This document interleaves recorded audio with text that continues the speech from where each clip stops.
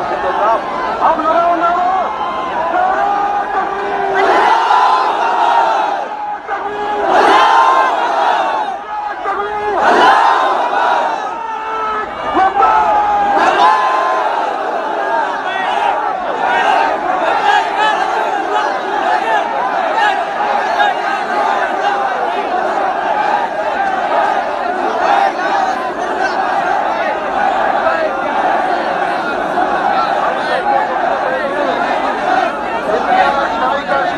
करना चाहिए जो एक शाहबाज सब बैठे हुए थे, मगर एक शाहबाज औरंगाबाद से इम्तियाज भाई आया।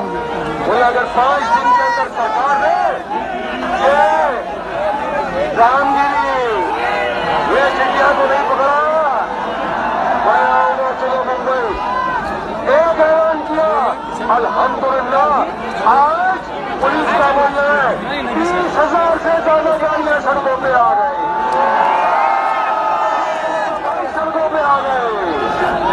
15 लाख से ज्यादा लोग सड़कों पे आ गए। एक आवाज पे ये है, अगर भारी आवाज निकालते तो पूरी महाराष्ट्र की जनता सकती है।